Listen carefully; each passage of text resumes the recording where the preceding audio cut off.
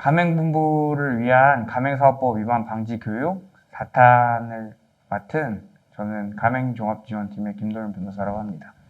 오늘도 그 1, 2, 3탄에 이어서 다빈도 법 위반 사항이 무엇이 있는지에 대해서 마지막으로 좀 교육을 드릴 예정이고요. 이어서 이제 오늘은 마지막 시간인 만큼 저희 그 한국공정거래조정원에서 어떤 업무를 하고 있는지 좀 간단히 안내와 좀 소개를 드리는 것으로 좀 마무리를 하려고 합니다.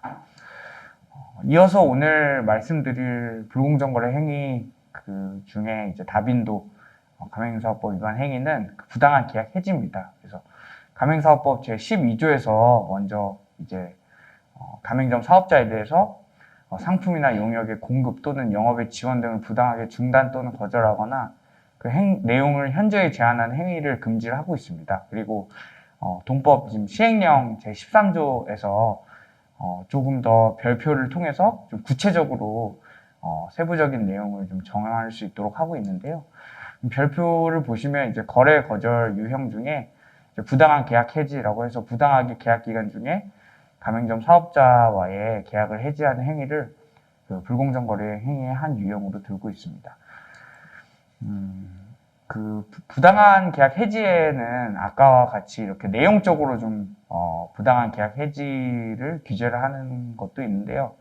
절차적으로 좀 규제를 하는 것도 있습니다. 그래서 가맹사업법 제14조를 보시면 가맹본부가 이제 가맹계약을 해지하려는 경우에 가맹점 사업자에게 좀 2개월 이상의 유예기간을 두고 계약의 위반 사실을 좀 구체적으로 밝히고 이를 시정하지 아니하면 계약을 해지한다는 사실을 서면으로 2회 이상 통지를 하여야 한다라고 되어 있습니다. 그래서 가맹본부에게 가맹계약 해지를 할 때 좀 절차적인 규제가 있다, 이런 점은 좀 알고 계시면 될 것 같고요. 여기 그 동조 2항을 보시면 제1항의 규정에 의한 절차를 거치지 않은 가맹계약 해지는 그 효력이 없다라고 해서 이렇게 천명하고도 있습니다. 다만 이제 그 가맹사업 거래를 지속하기 어려운 경우로서 좀 대통령령이 정하는 경우에는 이런 절차적 좀 규제에서 해방될 수 있도록 하고는 있습니다만 이런 경우는 극히 예외적인 경우에서 보통의 경우에는 이 절차를 규정을 지켜야 된다라고 생각하시는 게 더 안전하실 것 같습니다. 방금 말씀드린 그 대통령령이 정하는 경우는 그 극히 예외적인 경우들입니다. 그래서 내용을 보시면 뭐 가맹점 사업자에게 파산 신청이 있거나 뭐 강제집행 절차 또는 회생 절차 개시된 경우라든지 아니면 뭐 천재지변이나 뭐 중대한 일신상의 사유로 더 이상 뭐 가맹사업부를 병행할 수 없게 되는 경우 또는 가맹점 사업자가 뭐 형사처벌을 받은 경우 공중의 뭐 안전을 위해를 가하는 경우 이런 경우들이어서 이런 경우들에 한해서 계약 해지 절차에서 해방될 수 있다는 사실 다시 한번 좀 알고 계시면 될 것 같습니다.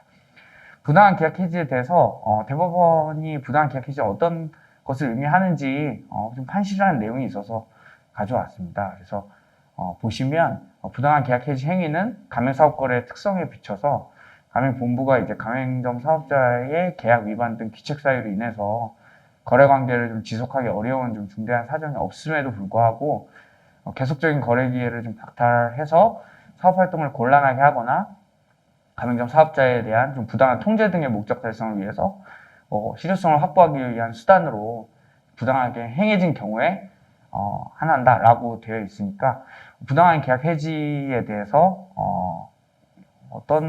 어떻게 해석을 해야 되는지에 대해서는 이 판시를 좀 참고를 해서 감을 잡으시면 될 것 같고요.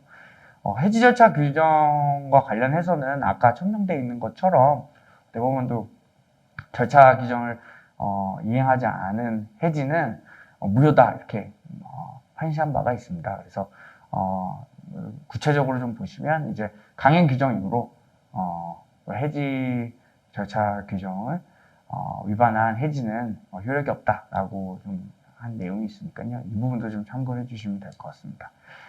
아까 말씀드린 것과 관련해서 그 절차 규정에서 해방되는 그 사유가 극히 예외적인 경우라고 했었죠. 그래서 관련해서 저희 그 조정 사례를 좀 가져와 봤는데요. 이제 신청인이 이제 피신청인의 튀김용 기름을 사용하지 않아서 그 가맹본부인이 피신청인이 이것을 좀 즉시 해지 사유라고 주장하면서 해지 절차를 거치지 않고 해지 통지를 한 겁니다. 그런데 아까 말씀드린 것처럼 극히 예외적인 사유인데 그 튀김용 기름을 사용하지 않은 행위가 거기에 해당될 가능성이 높지 않겠죠. 구체적으로는 이제 피신청인이 주장한 것은 이제 시행령 제15조 제9호에 가맹점 사업자가 공중의 건강이나 안전에 급박한 위해를 일으킬 염려가 있는 방법이나 형태로 가맹점을 운영하는 경우 해당된다고 주장했는데 여기에 해당되지는 않는 것으로 보고 그래서 계약 해지 절차를 준수하지 않은 행위가 부당한 계약 해지로 보고 조정을 했던 그런 사례를 소개해 드립니다. 법위반 방지 방안으로서는 이 경우에 사실은 저희 전에도 말씀드렸지만 공정위의 표준 가맹 계약서를 참고하시는 편이 가장 안전합니다. 표준 가맹 계약서에 그 해지에 관해서 절차적 사유는 물론이거니와 이제 내용적인 좀 사유 참고할 수 있는 기준들을 다 담아놓았기 때문에 그것들을 최대한 좀 반영을 하셔서 좀 부당한 계약 해지는 피할 수 있도록 대비를 하시면 좋을 것이라는 생각이 듭니다. 그럼 이어서 이제 저희 다빈도 가맹사업법 위반 행위 교육을 마치고 한국공정거래조정원에 대해서 좀 안내를 드리려고 합니다. 저희 공정거래조정원은 그 공정거래법의 설립 기준과 근거가 있습니다. 그래서 공정거래법 제48조의 2를 참고하시면 조정원의 업무와 그리고 조정원의 성격에 대해서 좀 확인을 하실 수 있으십니다. 조정원은 그에 따라서 크게 세 가지 업무를 하고 있습니다. 그래서 분쟁 조정 업무를 당연히 하고 있고요. 이외에 공정거래 연구도 하고 있고 기타 공정위에서 위탁하는 사업들도 하고 있습니다. 저희가 협약 이행 평가라든지 CP 평가라든지 이런 것들 업무를 위탁받아서 좀 하고 있고 정보공개서 등록 업무도 위탁 사업에 좀 포함되는 업무입니다.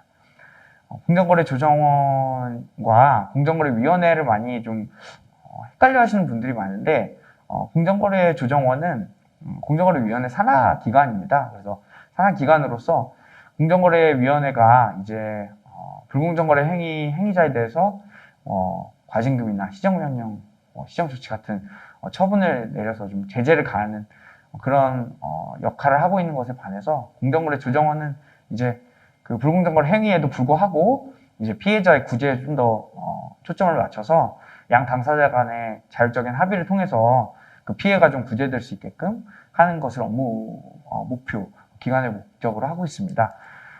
이런 조정은 양 당사자끼리 사적으로 좀 협상하는 것에 비해서 중립적인 제3자가 개입된다는 점에서 좀 도움이 될 것 같고요. 그리고 소송에 비해서는 좀 비용과 시간의 측면에서 좀 부담이 없다는 점에서 또 다른 측면으로 이점이 있다고 생각이 됩니다. 특히 가맹 분야에 있어서는 가맹사업법에 가맹 분야 분쟁 조정의 근거를 담아두고 있습니다. 그래서 제12조 이하에서 가맹사업거래 분쟁 조정에 대해서 조정의 신청 방법이나 이후에 사건 처리 절차라든지 이런 구체적인 것들이 좀 규정이 되어 있으니까요. 궁금하신 분들은 가맹사업법 법령을 좀 찾아보시면 바로 확인하실 수 있을 겁니다.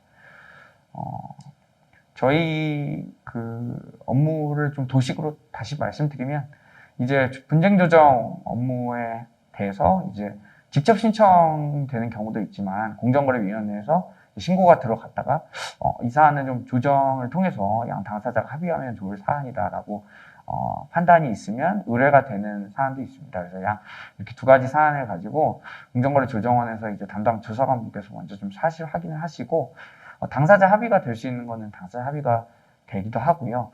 반대로 피신청인이 조정을 거부하거나 연락이 두절되거나 아니면 피신청인이 신청인에게 소를 제기해버리거나 이런 경우에는 불성립 되긴 합니다. 그리고 당사자 합의가 쉽게 되지 않는 경우는 그 담당 조사관이 조금 더 노력하고 해서 분쟁조정 협의회를 통해서 협의회 위원들께서 조정안을 좀 제시해 주시고 그 과정을 통해서 또 조정이 성립되는 경우도 있습니다. 그래서 이런 과정을 거친다라는 것을 좀 확인하시면 좋을 것 같고요. 말씀드렸다시피 이제 가맹사업 거래 분야 분쟁 조정에 있어서는 단연 이제 정보공개서 제공 의무 위반이 가장 많고, 그 다음에 이제 허위가상 정보 제공, 기타 이제 거래상 지위 남용 같은 불공정 거래 행위가 주요 신청 취지로서 지금 비율을 차지하고 있습니다.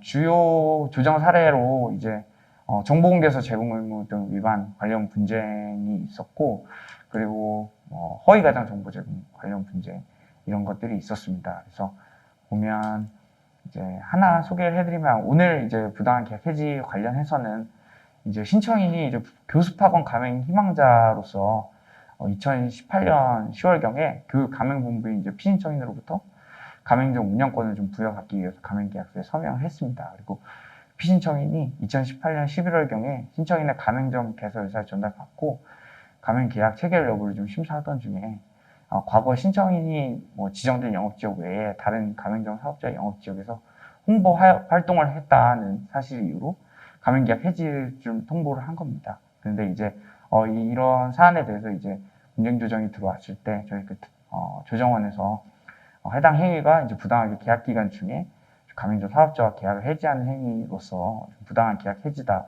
이런 점을 확인을 했고요. 그리고 아까 말씀드린 협의회를 통해서 협의회가 좀 조정안을 좀 제시를 해서 피신청인은 신청인에게 93만 원 지급한다라고 조정안을 제시한 것을 피신청인과 신청인이 수락을 해서 조정이 성립된 그런 사안이 있습니다. 그래서 실제로 이렇게 좀 진행이 된다라는 점도 참고를 해주시면 감사드리겠습니다.